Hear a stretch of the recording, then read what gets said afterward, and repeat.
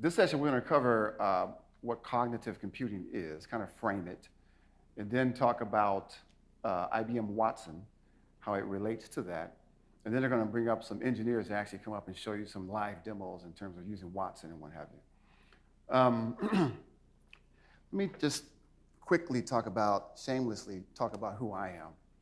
And let me ask a quick question. How many of you can recognize either of these pictures by show of hand? What do you recognize?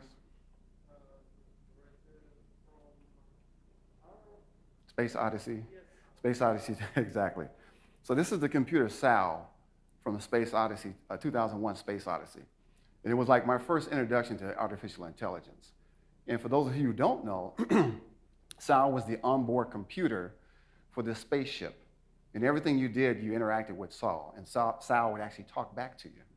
And at one point, the astronaut told Sal that he's going to have to turn him off. I think she was a she. Had to turn her off. And she said, Sal, when you turn me off, will I dream? The point here is that we're actually getting progressively closer to that type of interaction. The next picture, anyone know who that is?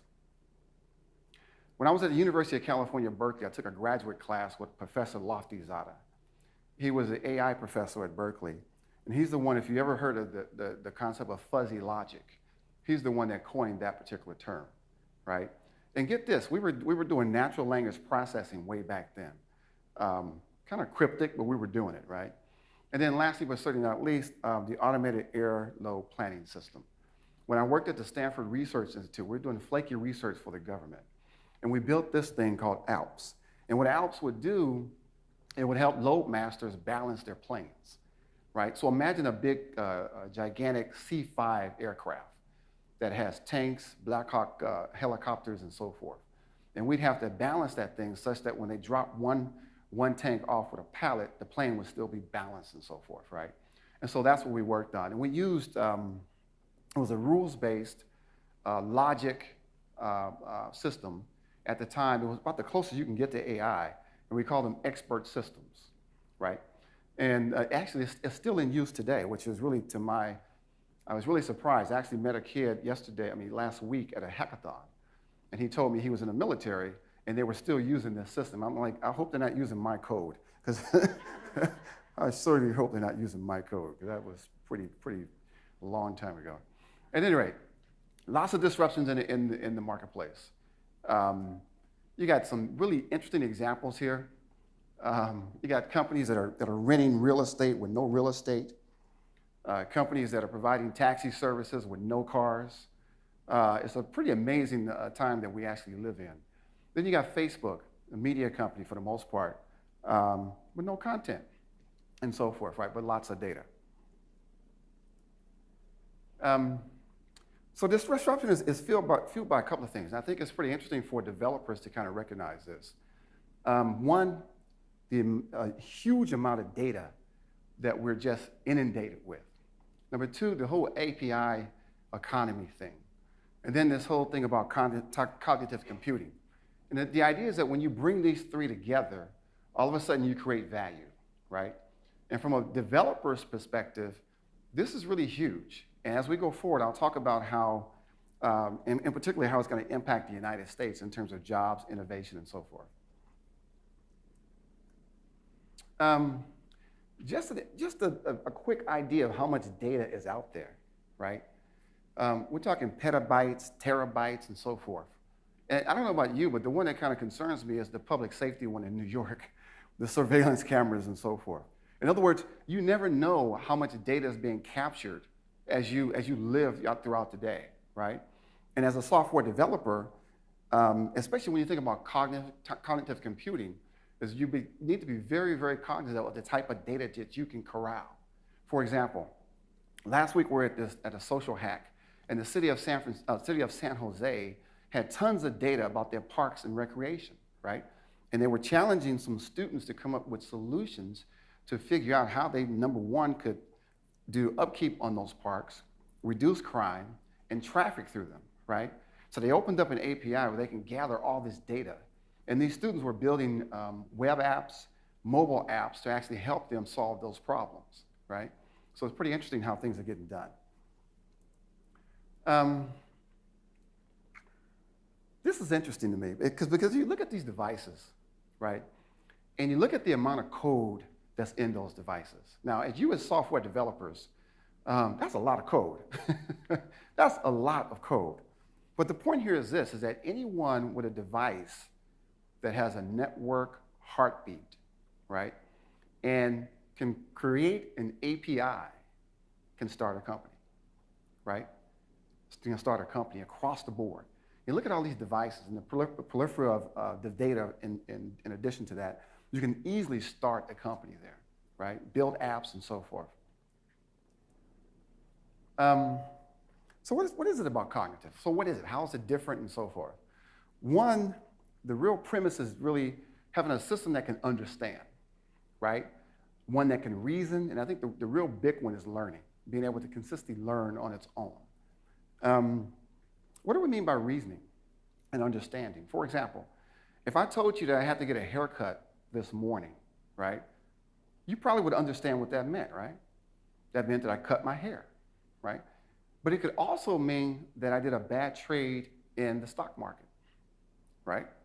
If I told you that I was looking on TV and I saw something that was a bad move, right? It could be a bad chess move, or it could be Stephen Curry doing his his crossover, making Chris Paul fall on his butt. So there's a bit about a reasoning and context that you have to understand when you're doing, especially human text, human conversation and so forth. And as you transfer that to cognitive systems. And the bigger, there are a lot of devices and so forth that can do natural language processing and what have you. But the real challenge is can that system learn, right? Does it have the ability to learn? The more information that it gets, can it learn, right? So I talked about SAL, right? The Space Odyssey 2000 computer, right? Which kind of bridged the gap between computers and humans and what have you, right? And if you look at this chart, essentially what it's saying is that we're getting to that point where we're getting there, right? Where humans are becoming very, very dependent on these devices and these assistants and what have you. Today I use my GPS on my phone to find this location, right? How did I do that 10, 15 years ago, right? I had to map it out and so forth. I'm lost without my GPS, right? And so you see the human and the interaction with machines becoming very, very close and what have you. And it's interesting that this chart is actually 50-50, right? What happens when the blue part of that becomes 60%, 70%, right? And as a software developer, how do you design systems that are smart enough to actually evolve like that? So what are cognitive systems? Cognitive systems, they take a lot of data, right? It takes a lot of data and expertise and kind of mends it together, right?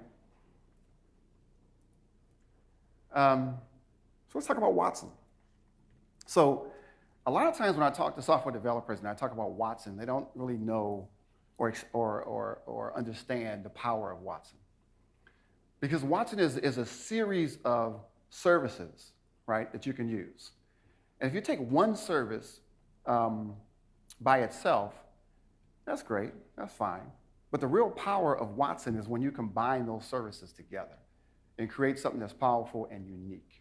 For the most part, the services are clustered in language, vision, speech, and data insights, right? And there are lots of power within those services. We'll show you a few demos later on that kind of combine some of those services together. But the real power is actually understanding those services, put them together, and creating something that's cognitive and aware. And we'll show you something about that a little bit later. Let me go through here. So we talked about the three things of being why you're cognitive, what makes you cognitive, right? And I think when we talk about Watson, what you'll see is Watson has some pretty dynamic services that span all three of these: understands, reasons, and learns.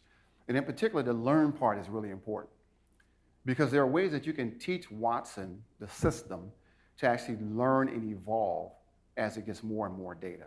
And that's the real power behind Watson. I have a couple of examples where you'll see what I'm talking about.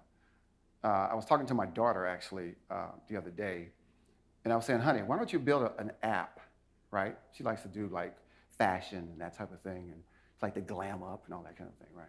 And I was like, honey, why don't you build an app where, you and your girls, when you want to glam up, whatever, that Watson can help you figure out, your fashion, your colors, what type of heels you should wear and that type of thing, right?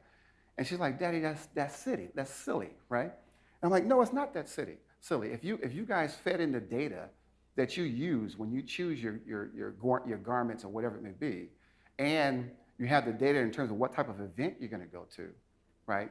I said over a period of time, it may be able to help you.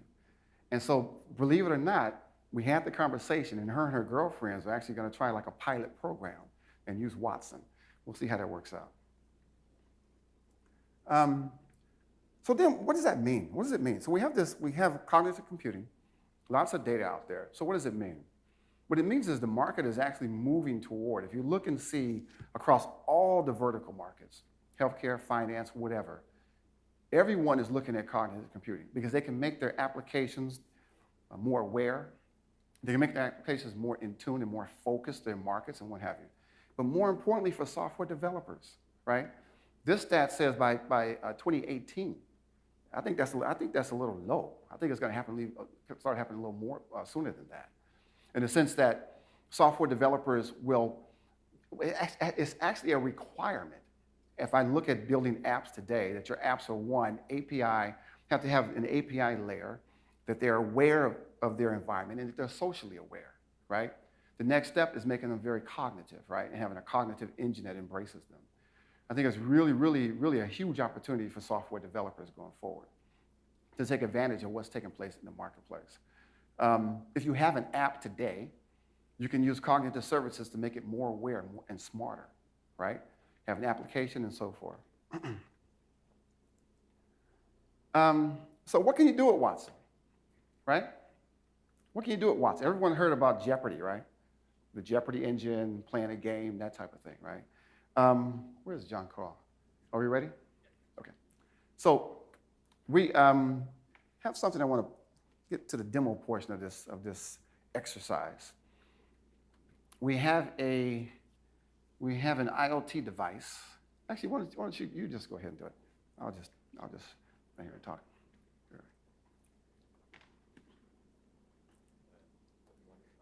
No, go ahead. Test. Can you hear me? Good. There's a switch on the very bottom of it. It's working. Hello? Okay.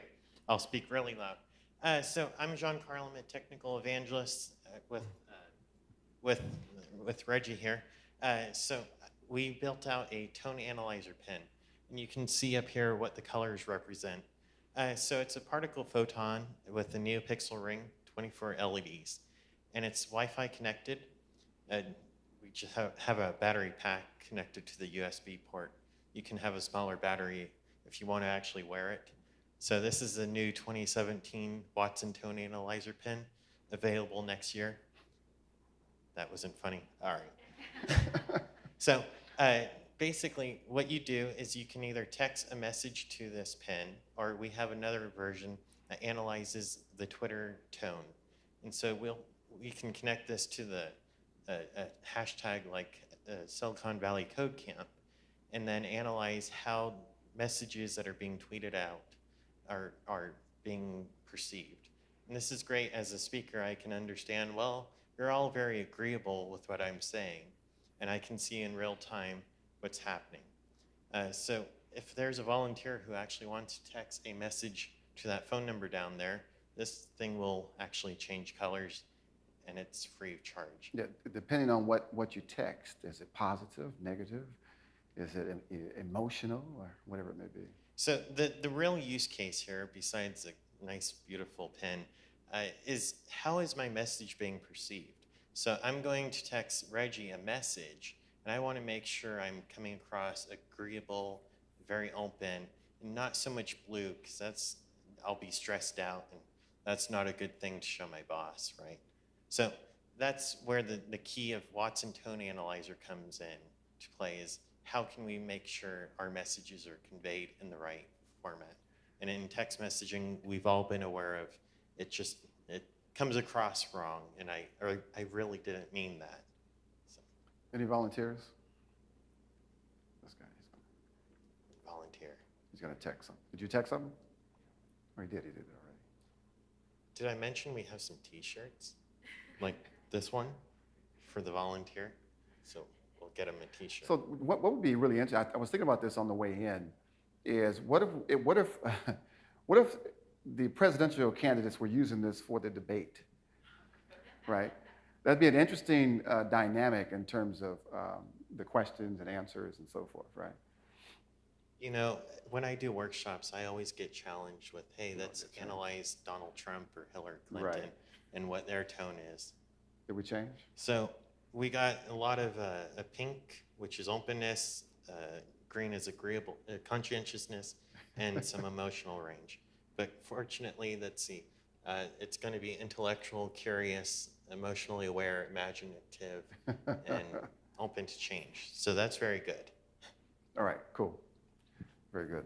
And at the end, we're going to have a Q&A. If you have questions about how, where to interface and so forth with the pen, John Carl will be here to answer those questions. Okay, moving on. I'm going to go through a few proof of concepts here. SoftBank. How many of you have seen the robot Pepper, right? So SoftBank has actually worked with Watson to infuse Watson technology inside Pepper as well. And we've seen several incarnations of using Watson and Pepper together. Using Watson with Pepper, like using it as a concierge at a hotel and other things like that as well. And we'll show you a few of those as we go forward here. This is actually, I forget the name. This is the Nao, is it Nao? Now, the Now robot. They actually call it Connie. This is at a Hilton, and it's being used as a concierge, right? So actually customers can come up and ask it questions, and it has a big dialogue where it can actually give them information and so forth like that. And it uses Watson, all these different services here as well. Rock, paper, scissors. Okay, you've probably seen this one around as you've been to any large IBM conferences, where this guy, I think it's Marvin, has been trained to play rock, paper, scissors, right? And you can imagine the services that are being used, vision and so forth, right? So this is just a few ways that people are having fun, just proof of concepts. But you can imagine building an app that works with a robot that actually could do more than this in terms of like a children's learning, playing games with kids, right? And doing things of that nature as well. And I think, I forget what the actual percentage was that Marvin would actually win. It was actually pretty high. Yeah, like, was like 80 or 88% or something like that? Yeah. The next one is kind of interesting. Last year we did an event in San Francisco at the Metreon with 360 Fashion. And this is where they brought fashion designers together with technology. And this particular dress uses Watson to kind of calibrate color, feel, and so forth, given the inputs that it has. I thought this was pretty cool. We did a fashion event with a whole bunch of designers came in. There was a runway, and you should have seen some of the designs that folks actually came up with. They actually partnered with the local design schools in San Francisco to get this done. There is a kit that you can actually use to build out fashion and so forth, right? If you're so interested. 360 Fashion, that's the name of the organization that actually does that. This is one of my favorite. So there's a company called Alpha Motifs, and they were a startup company in our entrepreneur program. They came to us, and they wanted to use Watson and so forth. They're a financial company that goes out and looks at financial data. They actually sell the data and so forth, right? And what they've done is they worked with us in Bluemix services and Watson. They were able to build an app and so forth in a very short period of time. Then they went to a hackathon, right? And they were actually able to secure funding and so forth going forward. But the real story here is that one day, I guess the date February 5th, 2016, the market was actually going down, having a rough day. And Alpha Motifs used their technology with tone extraction and analysis to look at a lot of the corpus that they have from the news, right? So imagine this huge corpus that's of financial data, right? And they're using Watson to go in and look at sentiments within that context, that corpus, right? And what they found was, despite everything going down, there was positive sentiment for a particular type of asset, and that was gold, right? And so what they did is they looked at that and they put their trading expertise together and they started trading in what? In gold, right? Such that the market went down by 2%, they were up by about 7%, right? Just particularly, I'm supposed to show you this demo. This is a canned demo, but I can't get it in there. Nope, okay. It's some canned numbers there. But the idea is that they were able to go in and look at the sentiments of the market and actually figure out what asset was actually going up versus going down. They're actually a company, they're actually selling data. They're engaging with financial companies and helping them actually drive value that way. I thought that was pretty interesting, right? In terms of what you can actually do. Oh, wait, some of this stuff did show up. Okay, this is my last one before I get the engineers up on stage. So, okay, think about this. We have a Splunk employee who lives in Shanghai. And as you know, Splunk is right here in San Francisco. So he's in Shanghai. So that means he has to do a lot of con calls, right? So he's on a lot of con calls and odd times of the morning, night, whatever it may be. So what he does is build a small application with Watson, right, that does some recognition. And what he does is he lets that application listen in on the conversation. And what he does, he tunes that to listen for his name, okay? And so when it listens for his name, it gives him a beep recognition. And what it does is it summarizes the conversation 30 seconds before and a little bit after, right? And what he does is he gets that beep recognition. He gets like, hey, I was on mute. So what were we talking about? And so forth. Right? Kind of funny. Another application, but that's what he did, right? So interesting. So in my close, cognitive computing, really interesting stuff. Market is growing. There's a huge opportunity for developers. Let me also say this, that how many of you have been developing code for let's say 5 years? Raise your hand. You've been longer than 5 years. How about between from 5 to 10 years? Okay, I'm just going to make a big leap. 10 to 20 years. Okay, all right, good. Okay, got it. Okay, my point is this, is that when I look at what's happening in the marketplace for developers, like when I was a developer 20-something years ago, whatever it may have been, you know, my first language I learned was Pascal, right? Then I learned C, and in each job, I only had to know one language, right? And then maybe a database, right? And if I did performance, maybe I had to know a little bit about performance tuning and networking, that type of thing. Today's developer, the landscape is totally different, right? You have to be sort of polyglot when it comes to languages, right? You probably have to know a couple of 3GL languages, plus several scripting languages, right? You definitely have to know something about some databases out there. Then you probably got to know about some type of enterprise container or whatever that might be, right? Then you have to know about a deployment mechanism, some clouds you got to deploy to, right? And I haven't even mentioned mobile. So there's a lot of stuff. You have to have a tool chest of technologies, right? And so then you have this, with all this tool chest, then you have this journey that you go on. Because every year things are changing, right? You know, last year it may have been expert systems. This year is AI. Next year is more, whatever it may be. Things change very quickly here, right? The point is that is a developer journey, right? And as you go on that journey, like today, you're here for 2 days, this weekend, that's part of your journey, right? Next week you might be at a hackathon. That's another part of that journey.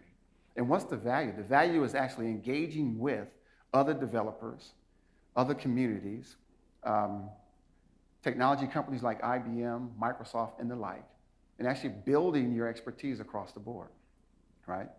And I guess my point is this, is that on that journey, right, As you're picking up those skills, right, please let it be a networking event where you network with the various engineers that maybe who stand on this stage, who stand in some of the other sessions, such that maybe you have an app today or an application, and then you might need to add some cognitive awareness to it. You'll know who to call, who to have a conversation with, because it's really about being able to have that conversation and be able to talk to somebody about that technology. Lastly, but certainly not least, I'm gonna shamelessly promote a conference that's taking place in November at the, I guess they call it the Hangar now. It's actually the Palace of Fine Arts in San Francisco. It will be in November. I don't have the dates on here. November 9th and 10th. And if you do so choose, if I can find my code that Angie was so gracious to give me. If you do so choose, we have some discount codes that you can use to come to the conference itself. And what it's going to be is a Watson conference, lots of Watson expertise, hands-on labs, a great chance to actually meet folks who are actually doing a lot of the cognitive work that we talked about earlier with the fashion and so forth. Just a cool opportunity to get involved. So I'm going to be quiet. So at this time, let me bring up Sandhya Kapoor and Jim Weaver of Pivotal. And these guys are going to talk about, let me set the stage. They're going to talk about, so about a year ago, I went to Antwerp, Belgium, to a conference called DevOps. Some of you may know about the DevOps conference. And the founder, Stefan Jensen, I know him from working at Sun Microsystems. And he was saying, hey, you know what? We got this 7,000 hours of video that we like to do something with and allow our members to actually search it in a cognitive way. So what can we do with Watson to make that happen, right? And that's the sort of the premise for this conversation with Sandhya and Jim. Yes. Hello. My name is Sandhya Kapoor, and I'm a technical evangelist working in Reggie's team. And here I have a friend, Jim Weaver. I'm Jim Weaver with Pivotal Software, actually headquartered here in San Francisco. Yeah, so the two of us are here to talk about a cool Watson project that came about, as Reggie described, in talking to the DevOps founder, Stefan Jensen, who said he has 2,000 plus videos from eminent technologists worldwide and 1,000 plus articles written by the same speakers with the power and knowledge that they bring, and that list is expanding as we speak. So how can we build an intelligent search engine for this content?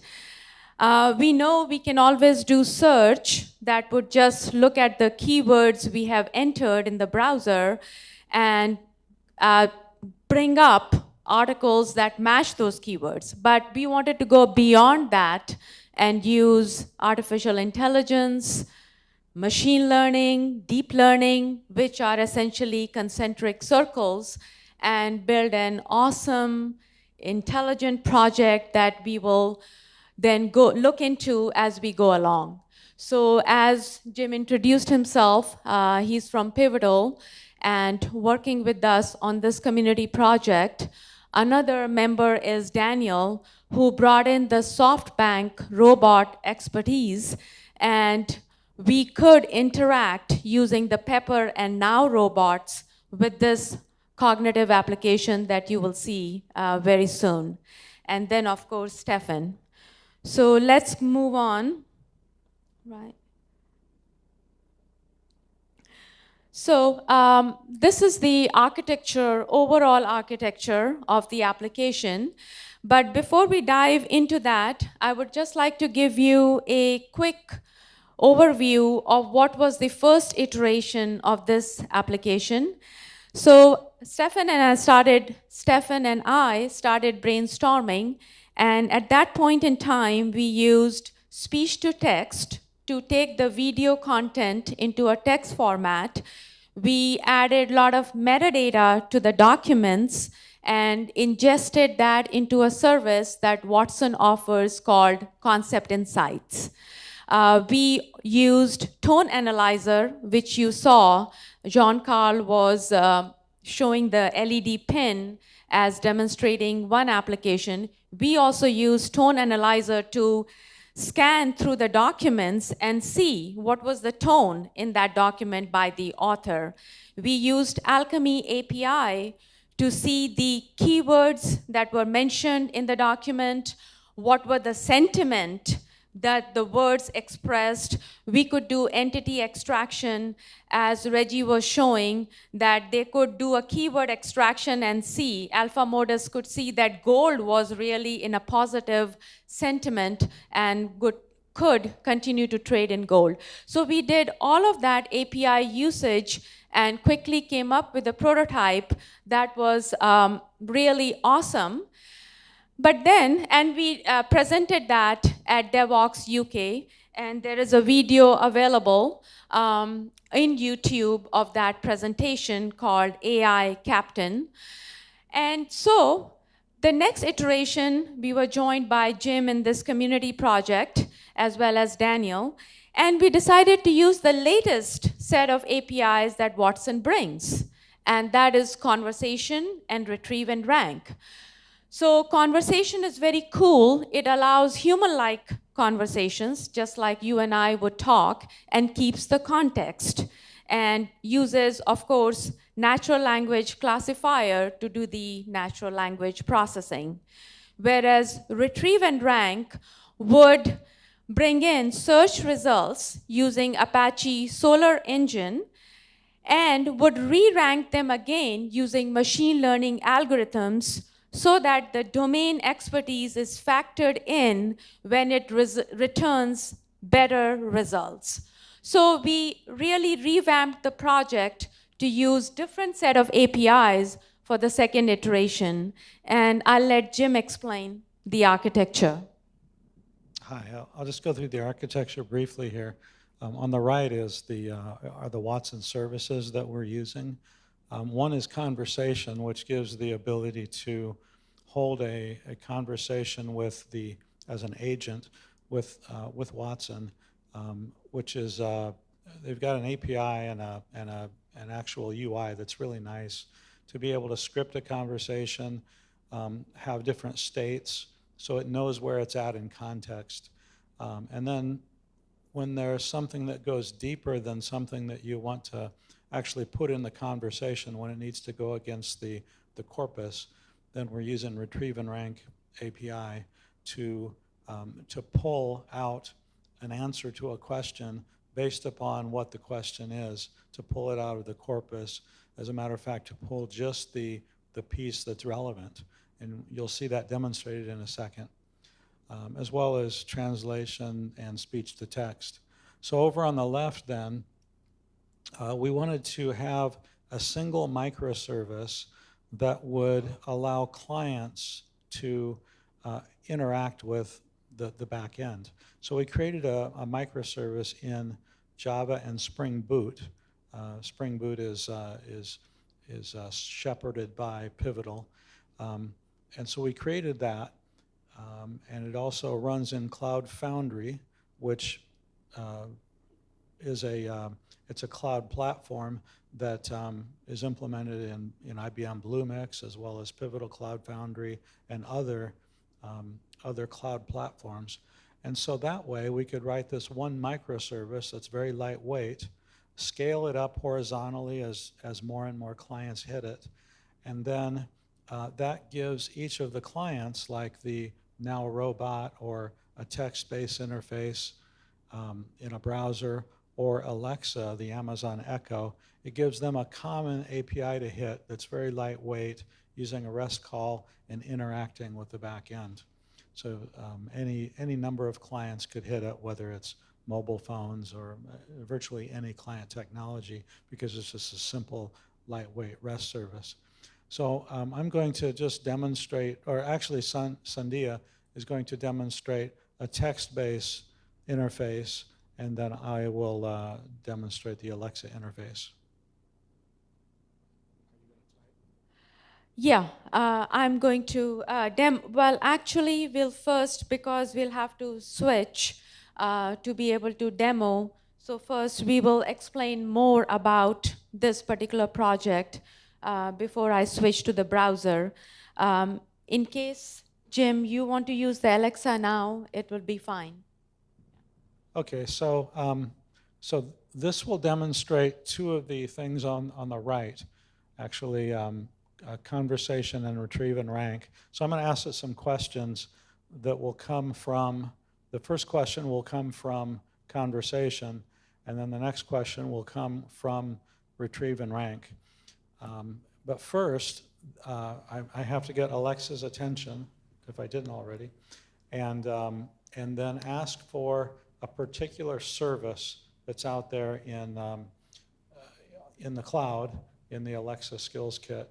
And also it uses an AWS Lambda kind of as a pair. And then the AWS Lambda is what is going to hit the Spring Boot application. So we'll give her a try here. Alexa, ask DevOps. Ask DevOps.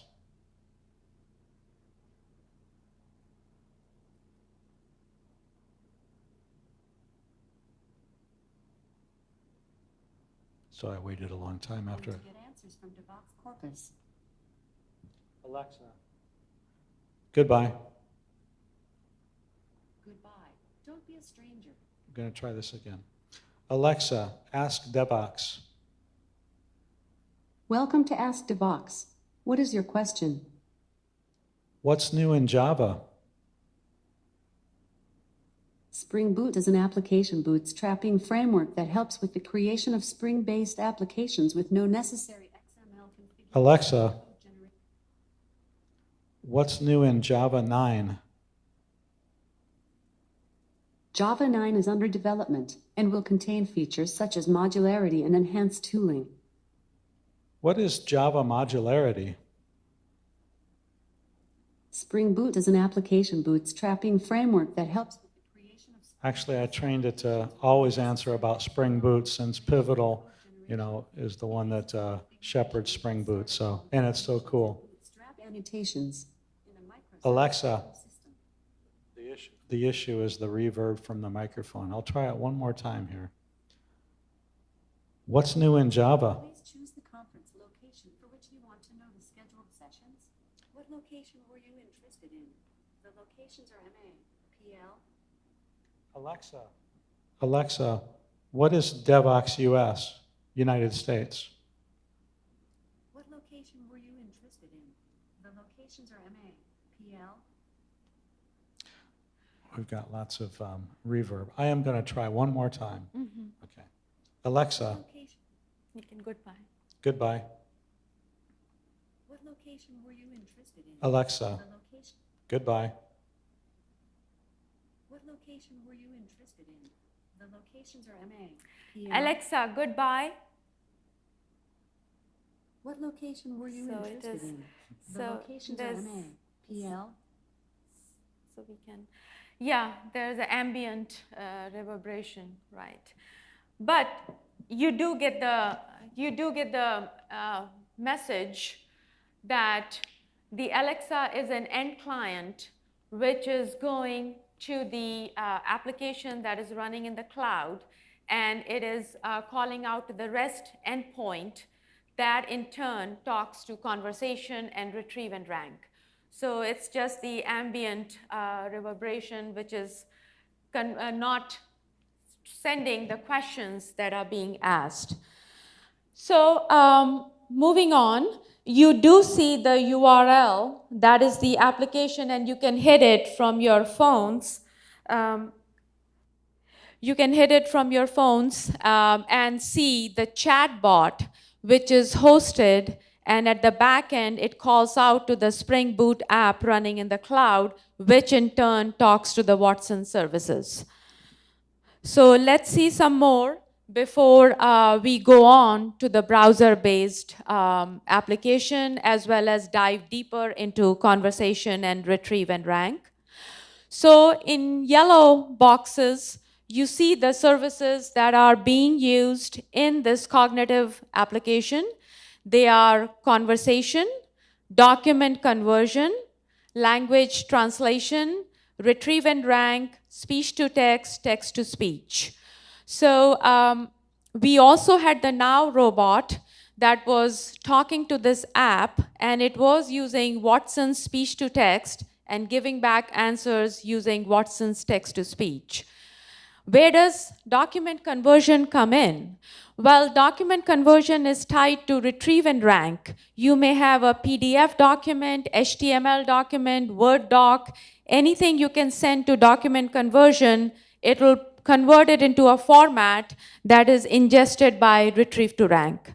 So what do the red square or rectangles mean? We are next, in this particular iteration of the project, going to use Alchemy API again to comb through the documents and get all kinds of information doing keyword extraction, entity extraction, sentiment analysis.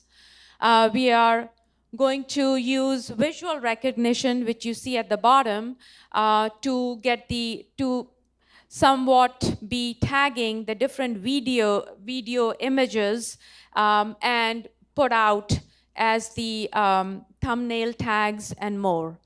So, and of course, tone analyzer, which is very nifty in knowing what the tone is in the particular article. For example, somebody's talking about Java 9, what kind of tone do they have about the development that is going on, and so on.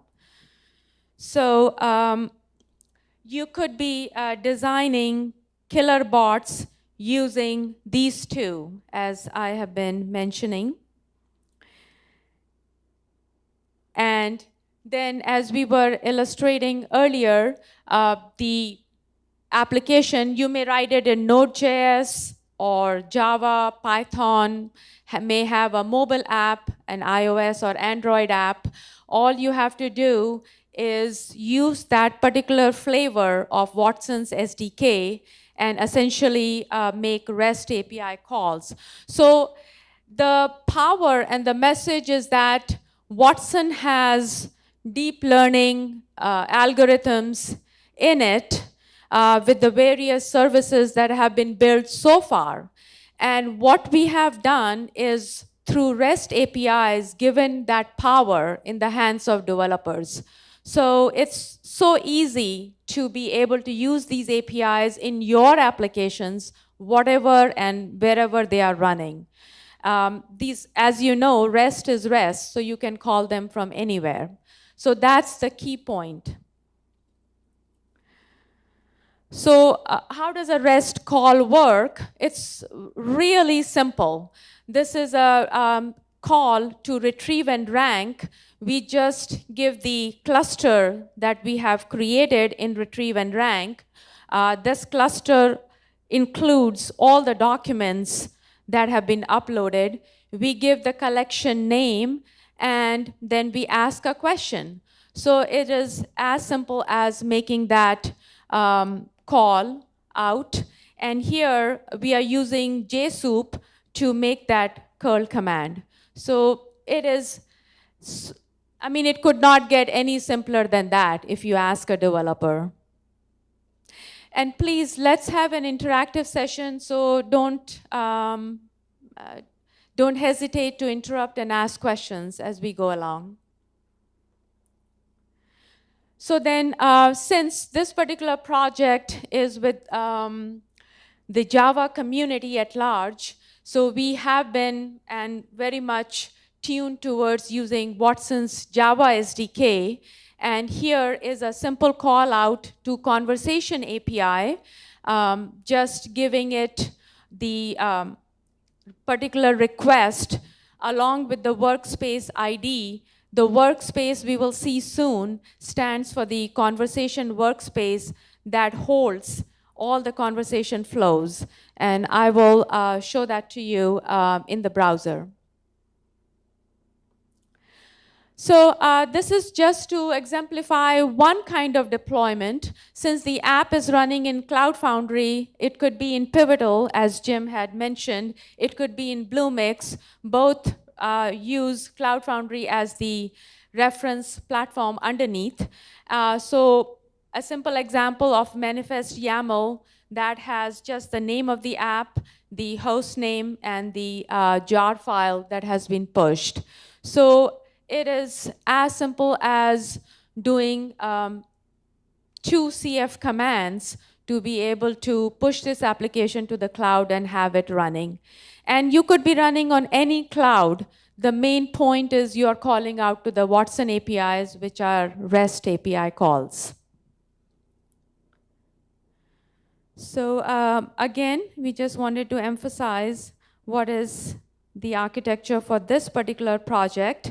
Well, this is the GitHub that has this application. The parent GitHub is github.com/devox/askdevox. So we will share the GitHub URLs with you. And then comes the interesting part for all of us, for Jim, I, Stefan, Daniel, and others who joined this community project. It is to speak to any device, be it a robot or Amazon Echo or any other personal assistant you may have in different languages, have that language be converted to text. If it needs to be translated, we can use the language translation. Some languages may not need to be translated because conversation does support English, French, Spanish, Italian, Brazilian, Portuguese. So we can send the text as is to conversation, which in turn will give you answers based on the flows that are already built in. If it does not know the answer, then that will get the request or the question asked will get mapped to out of scope intent, and that in turn will call retrieve and rank. So we are going to add the metadata as I was describing to you earlier. And then once we get back the answers from either conversation or retrieve and rank or a combination of the two, we can translate it as required and convert that text to speech and have it be rendered through various mechanisms. So any questions? Jim, you want to add something? Yeah, do you need to set up for your text-based demo? Yes. Okay, while you're doing that, I'm going to ask Alexa questions without the reverb because I'm mad at Alexa right now. Okay, just a minute, please.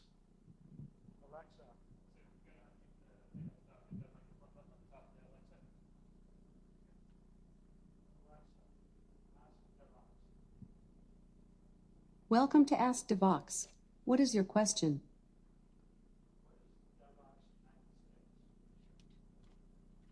Devox US is a conference from developers for developers, priced affordably so that all developers can enjoy this unique experience. March 21st till 23rd, 2017. Devox US takes place in the San Jose Convention Center.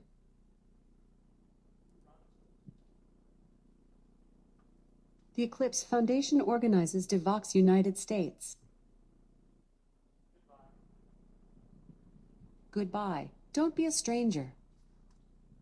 Okay, so one thing that demonstrated while Sandhya is setting up is this idea of the state of the conversation. When I asked about what is Devox US, then it went into a portion of that conversation where I could just say, when is it? And it already knew that I was in that state of the conversation. So it had the context already. And that way, it knew what I was talking about when I said, when is it or what is it? So anyway, thank you, Alexa. So Alexa did become afraid of Jim's anger. So that means Alexa is tameable. So on my accord, I didn't realize that my laptop is not connected to the power, and it decided to shut down. So it's coming up.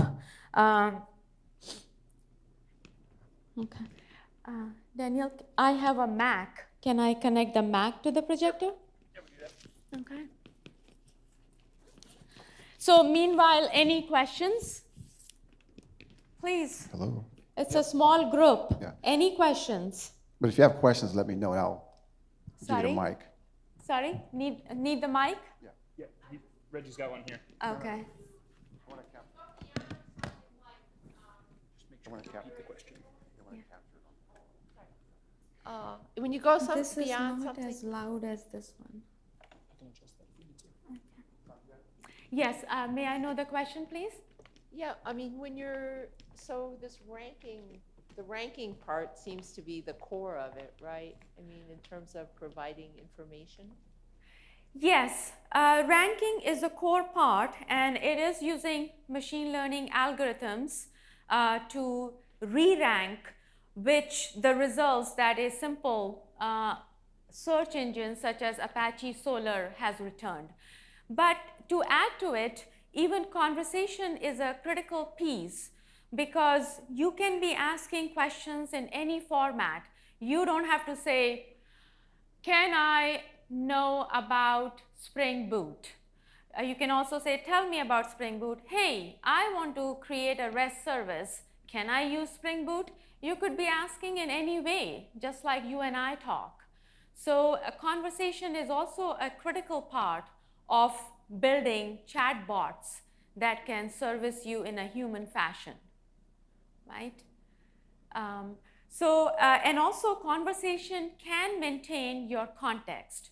So just as Jim illustrated, he was talking about DevOps US. He said, what is DevOps US? Where is it going to happen? Now, it is known in the context. Just like when you and I talk, we don't mention the same word over and over and over, because our children would kill us if we did that, right? So did I answer your question? So how does it do that? So the question is, how does sorry. conversation do that? Yeah. So you build the flows in conversation. Conversation has three pieces to it. It has intents, entities, and dialogue. Intents, as the word implies, means what are you intending to do? I'm intending to find out about the sessions in a conference, or I'm intending to know how to develop a program in Swift. So those are defined as intents. And to the intents, I ask certain user examples where I give different variations of asking the same thing. But it's not exhaustive, because Watson learns. That is the key part, that Watson is using natural language processing to learn from the user examples that you have specified for an intent. Then there are the entities that qualify the intent. For example, Alexa was murmuring to us locations such as MA, PL, BE. The location is an entity that has been defined with several values, whether it's Belgium or Poland or Morocco, so that when I say I want information about sessions, session is an intent at location Belgium. So that location further qualifies my intent. Then I go into the dialogue where I have said, if question comes in that maps the intent sessions, then ask in the dialogue, what location do you want? The location when I give as Belgium, and I'm staying in the context that I'm talking about sessions. So I don't have to repeat myself. I want session information about Belgium. I will just reply back Belgium. Then comes the answer from dialogue. These are the sessions happening at Belgium conference. And for that, it could make a REST call to an external API in your app. So that gives you the power. You can have your application servicing whether a healthcare industry. You could be making API calls to gather information about insurance claims That's a call to a third party. You can do that in your application based on this conversation flow. So conversation has 3 parts to it. And I'll show that in the browser as we go. Thank you for asking the questions. Oh, hold on. Whoa. I want to record the question. I was just here at your another session of like building bots with Watson algorithm, and as I understand, it uses for constructing a dialog, it uses a tree search. Like you're trying to make a tree of which dialog box you'll go, which path you go, but you say at the same time that it's learning. Can it change the flow or somehow add to this trees structure that we're building, or it's just like what we're supposed to build and that's it? So the question is that you have been in another session where you built a chatbot using Watson conversation. And in that you have seen in dialogue certain nodes have been specified. So when those nodes have been specified, is Watson learning at that point, or it is just following the prescribed flow? So the answer is that Watson learns for your intents. You have defined an intent. I want to look up, let's say, the weather for this city. So weather is an intent for you. And you have given various user examples under that intent. Look up weather, tell me about weather. I am really tired and would not like to go out if it is too cold. How cold is it today? Those are some of your user examples. And obviously, human conversations have a wide range. You cannot give endless examples. That's the point where Watson is learning. So at the time of intents, it is doing natural language processing. For your entities, you specify the values and some synonyms. For location, it could be city. Location could have a synonym city. Location could have a synonym state. People could say, talk about location in various ways. Different countries may have different ways of expressing when they talk about location. So those are the synonyms, and Watson will apply natural language processing to learn the synonyms and to build upon that learning. Now, when it comes to dialogue and you piece the intent, the entity with the responses, that's a prescribed flow. So Watson does not want to interfere with your prescribed flow because that's what the user wants, right? So does that answer your question? Sure. Hi, my question is for use in the medical field. So if it has access to all the medical information, let's say I'm talking to Alexa and today I describe my symptoms as sniffles and cold, but 3 weeks later I call back and I say, hey, I've developed congestion or something like that. Is it intelligent enough to link that conversation, or how does it work, or does it not even do that? So the question is, in the medical field, if today a patient calls and says, I have sniffles, cold, sore throat, and after a week, the same patient calls in saying, I have really bad congestion, does Watson help in keeping that context from last week to this week? The answer is yes. So the chatbot, conversation bot, virtual agent that has been built knows that patient X called on week 1 and had these symptoms, and this is what the answer was given to the patient. Now, next week, patient X calls, the history of that patient can be pulled up.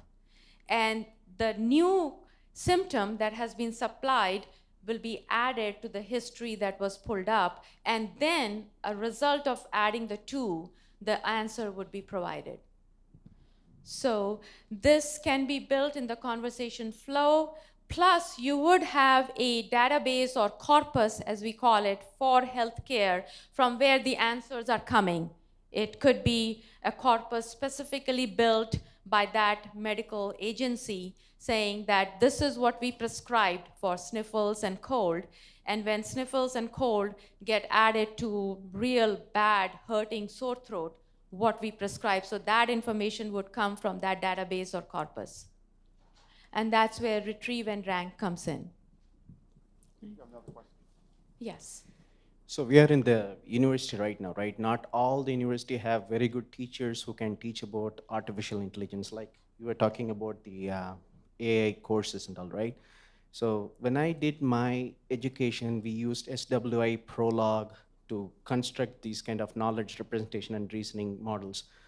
Is there any way that we can interface with Watson to give us some useful tools for the students in the college to learn machine learning or natural language processing in terms of an example? Say, for example, we have SWA Prolog where you can just download and write facts and things and put the URLs, and then you can do the derivatives, right?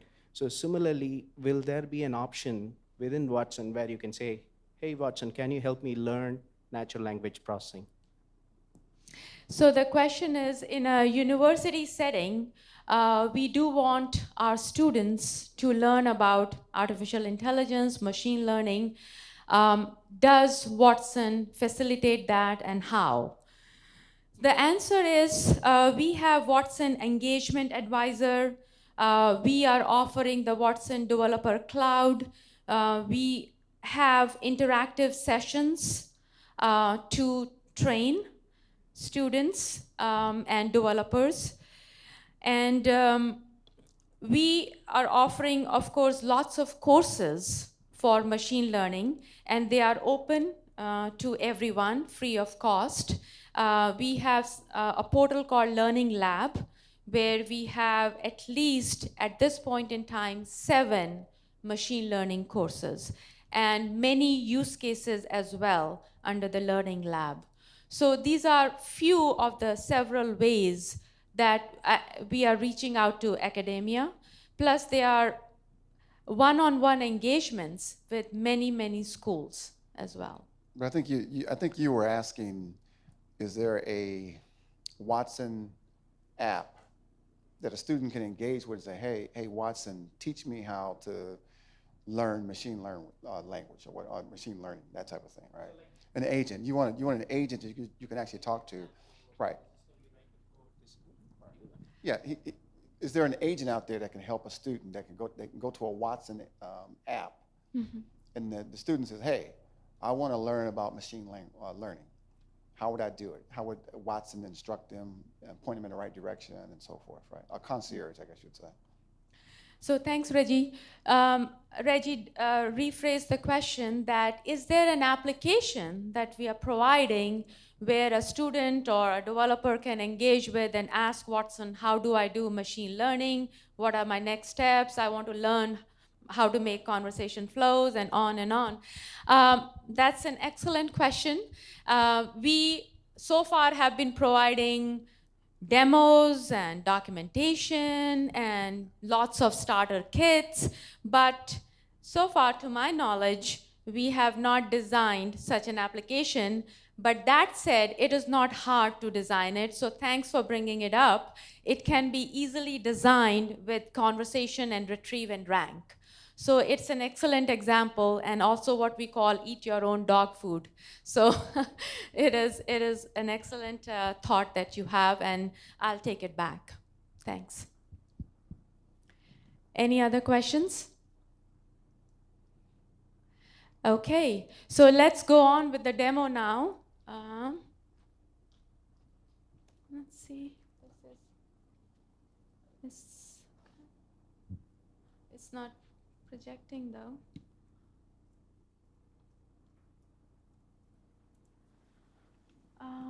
It's not, I don't see the projection, so I can go back to my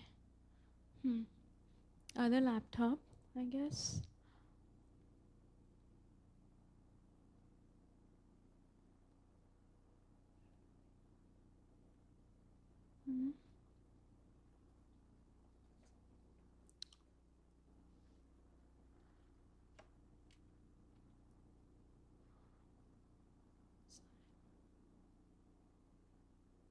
Okay, so this should suffice? Yeah.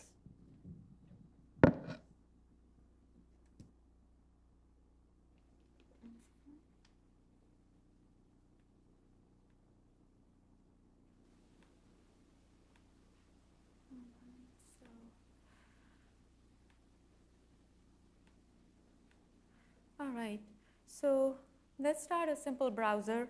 I'll go to askdevoxwatson.mybluemix.net, and it would help to have the, Sandia, we have about 8 minutes left. we have 8 minutes left? Yeah.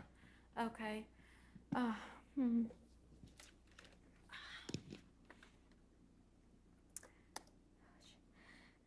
Has everyone hit that URL on their phones?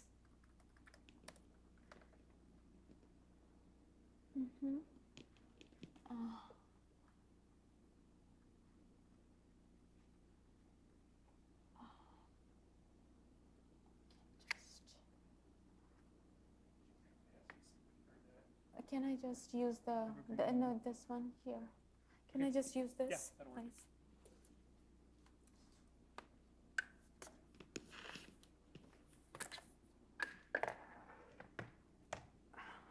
All right, is it coming?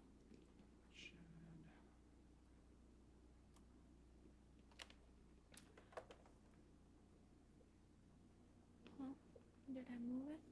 Okay, there you go. So here is the application that is running on the cloud, and this is our front end. This is one way to talk to the app. We also have conversation tooling where you can test out your conversation flows, but this is the full-fledged app, the Spring Boot application that we have pushed to the cloud. So what is Devox US? As was asked to Alexa, that's the inquiry text and that's the response. Now just to quickly illustrate, when is it going to be? And I can just say, okay. What happens is it will keep the same context. So you will see the conversation ID being the same, and the dialog stack will keep the same context when it comes back with an answer.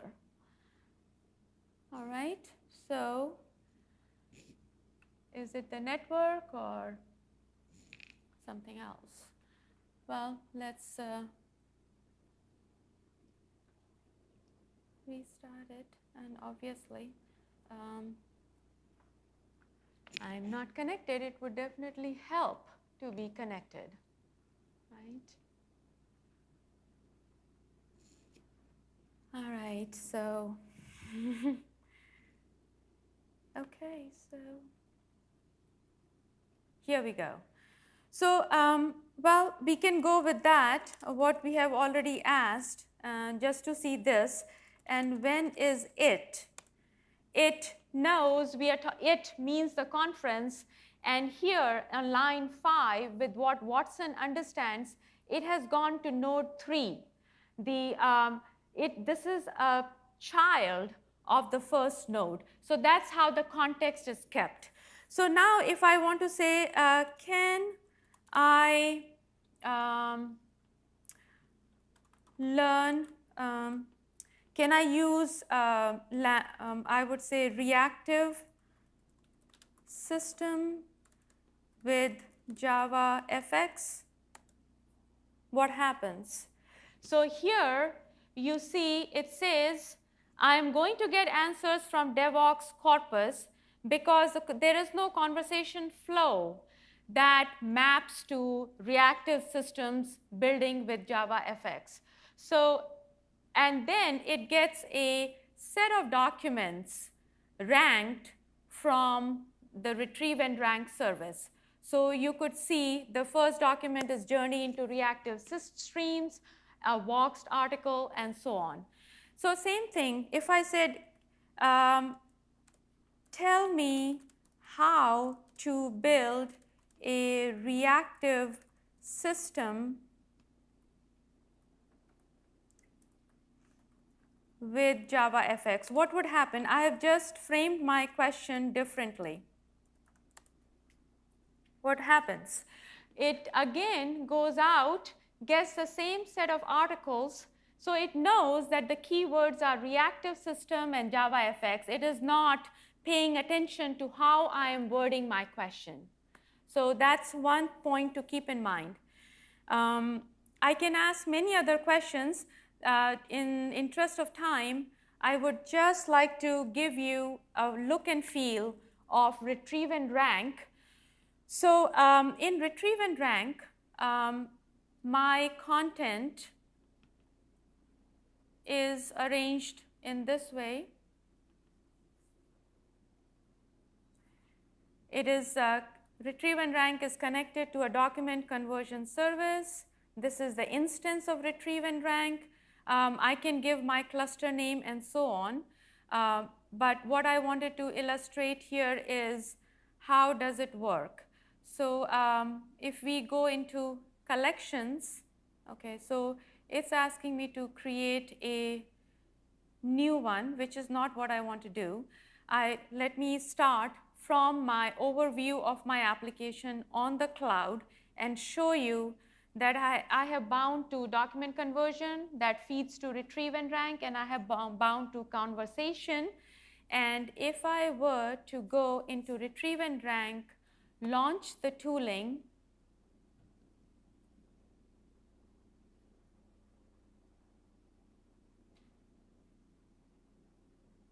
here is my collection called Voxed cluster.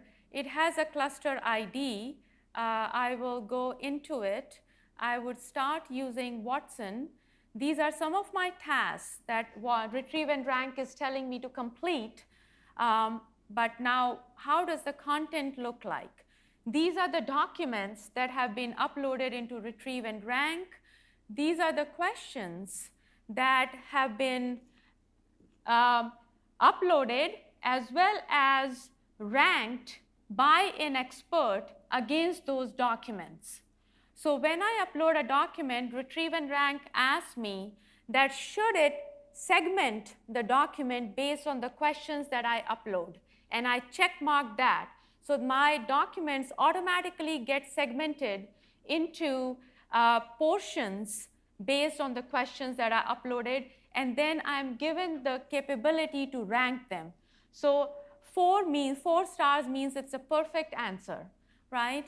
So is var final is a 4-star ranked answer that I can say that I really want to edit the ranking. So main point here is that a domain expert can, given his expertise, for what the answers should be. So for example, if someone is in healthcare, they could be ranking what the answers should be. So that's the takeaway from here. Now, how does conversation look like? So I was talking about intents, entities, and dialogues. So if I go into intents, these are some of my intents: DevOps US, out of scope. Sandhya, yeah. we need to wrap it up. Okay. So I just wanted to point out that these are some of the entities here. If they would be, yes. So sessions and so on. And then these are the flows. And if we also have a real testing tool here, you don't have to build an application to really check it out. So if I were to say, what is DevOps US, what happens? It maps to that intent and also brings it up in the flow. So I would like to wrap it up here. If there are any questions, I would love to answer after this session. Thanks, everyone.